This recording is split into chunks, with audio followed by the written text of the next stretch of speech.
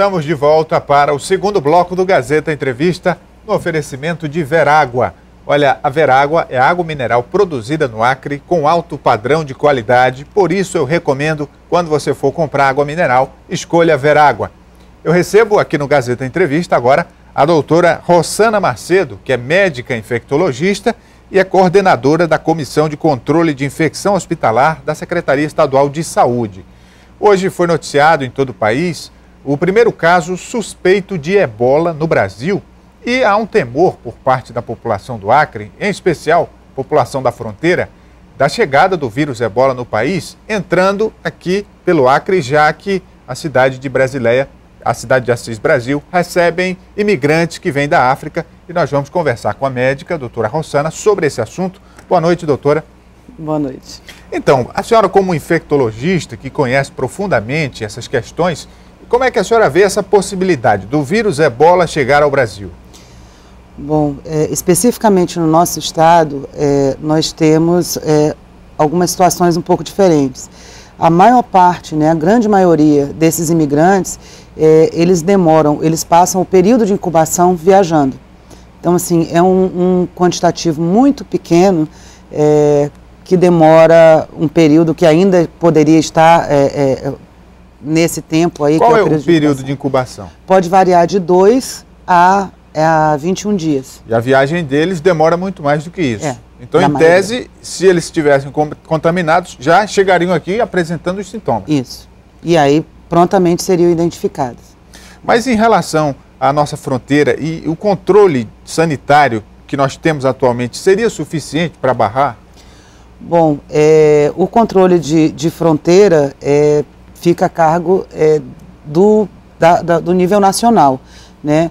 Inclusive, o governador já solicitou ao governo federal um apoio maior para que pudesse aumentar o quantitativo de pessoal e dar um reforço a essa fiscalização e esse monitoramento da fronteira. E, normalmente, como é que se faz num caso como esse para se aumentar o controle? Qual é o procedimento? Bom, na realidade, o Ministério da Saúde, ele vem já há algum tempo, ele vem fazendo videoconferências semanais com todos os estados e já tem um plano elaborado, um plano de contingência nacional e o plano estadual também elaborado, pontuando todas as etapas, desde a parte de vigilância epidemiológica e de monitoramento das pessoas que entram, até a assistência a um possível caso suspeito. No caso, esse monitoramento envolve, por exemplo, até mesmo consultas a quem chega ou um exame mais detalhado? A princípio, o que estava sendo realizado, eram alguns exames, já quando eles entravam, são realizados ainda, sendo que já está uma conversa, já se iniciou uma conversa com o município de Rio Branco, já que o abrigo onde esses imigrantes ficam em Rio Branco, para que a gente possa estar aumentando esse monitoramento e não só visando o ebola, a febre hemorrágica do ebola, mas também outras doenças. E como é que age esse vírus no organismo da pessoa que é contaminada? Bom, na realidade ele é um vírus que se multiplica muito rápido, e ele acaba alterando, aumentando a produção de algumas proteínas, que a gente chama de citocinas, que são responsáveis por um processo inflamatório no organismo. E com isso, no caso, como ele se multiplica muito rápido, ele atinge muitas células e a gente tem um processo inflamatório muito grande. E aí acaba dificultando o funcionamento de alguns órgãos. Daí você ter diarreia, você ter sangramentos, os quadros hemorrágicos mesmo. E qual o tempo, em média, que leva para uma pessoa se contaminar, desenvolver a doença e chegar ao óbito? Bom, aí, assim, depende muito da imunidade, de quem se contaminou, e de quanto vírus entrou no organismo dela. São fatores que são fundamentais para qualquer doença infecciosa. Então, assim, o período de incubação ele pode variar de 2 a 21 dias. Em geral, daí a alta letalidade na África é porque as pessoas acabam demorando muito para poder buscar atendimento. E aí, quando chegam, já chegam num período avançado de doença. Então, assim, quanto antes procurar a assistência e que possa ser tomadas medidas de suporte, né, de hidratar esse paciente, aí com isso você consegue diminuir um pouco a letalidade. E há algum tipo de medicamento para tratar ou algum tipo de vacina, se não existe já, mas em desenvolvimento? Bom, hoje não existe tratamento específico para o ebola, nem vacina. Hoje não existe. O que existe foi o medicamento que foi usado pelo médico e pela missionária americana, né? Os dois utilizaram um medicamento que agora já está em teste. Além disso, tem uma vacina também sendo testada já, e a gente acredita que até 2015 a gente já vai ter alguma coisa aí. O que é feito também como teste para tratamento é transfundir plasma de quem se conseguiu escapar, né, de quem se curou, sobreviveu, transfundir o plasma dessas pessoas em quem está doente. Isso é uma outra terapia que também está sendo estudada. E como se dá o contágio?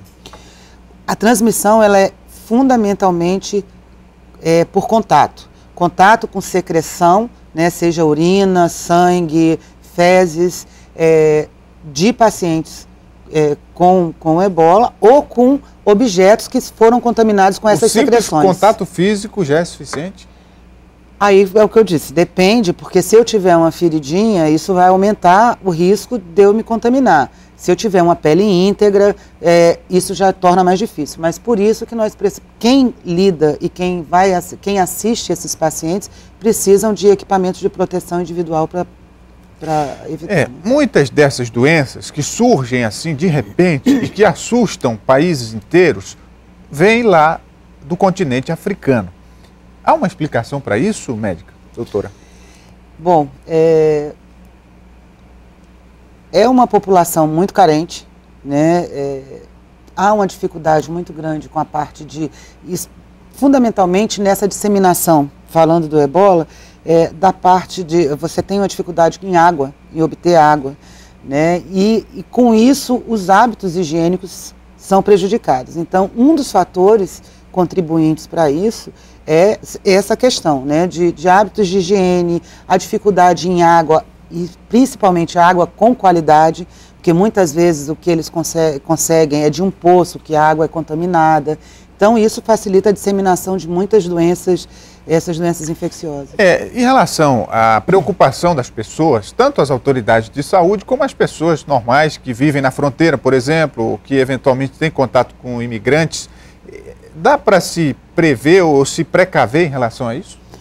Bom, é importante a gente frisar que a transmissão ela só ocorre quando o caso suspeito, né, o paciente, ele já tem sintoma.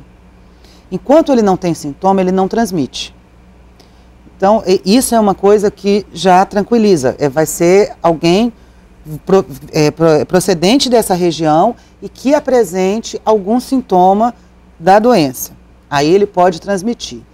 O cuidado que deve se ter, essencialmente, é a higienização das mãos, né? Seja lavando com água e sabão ou com álcool gel. E é importante dizer também que tudo isso que nós estamos discutindo aqui é em nível de especulação, porque o Brasil ainda não tem nenhum caso confirmado. Nós temos que deixar isso claro para não aumentar a preocupação das pessoas, né? Isso. E até o caso do Paraná, de Cascavel, ainda não há confirmação. O Ministério da Saúde lançou já uma nota que ainda está aguardando, né? E o paciente está subfebril, não teve vômito, não teve diarreia. Então, ele ainda continua como suspeito e não confirmado de Os sintomas, então, já estão regredindo? Não, o que ele apresentou foi febre, mas como ele era procedente da Guiné, ele tinha chegado da Guiné e ainda estava nesse período que ele poderia apresentar, nesses 21 dias,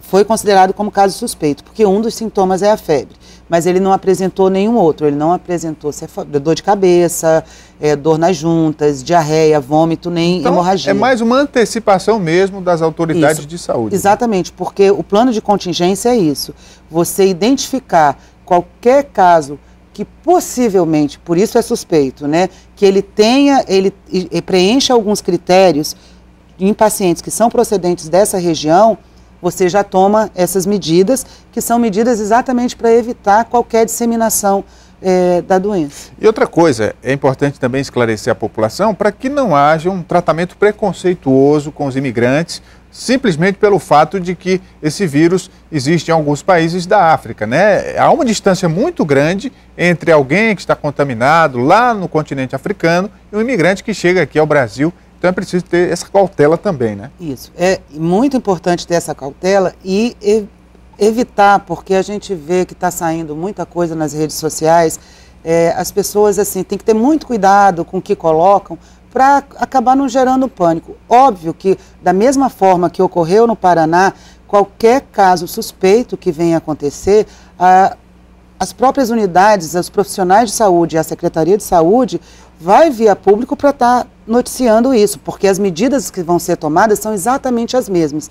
É colocar o caso suspeito em isolamento, comunicar ao Ministério da Saúde e eles vão encaminhar um avião, porque tem 2 aviões do Ministério da Força Aérea que estão apostos para poder transportar esses pacientes para o Hospital de Referência Nacional, que é o Instituto Nacional de Infectologia, no Rio de Janeiro. Muito bem, muito obrigado, doutora Rossana Macedo, médica infectologista, que é coordenadora da Comissão de Controle de Infecção Hospitalar da Secretaria Estadual de Saúde. Muito obrigado, doutora. Obrigada a você. Você que acompanha o Gazeta Entrevista, aguarde, nós vamos para um breve intervalo, voltamos daqui a pouco.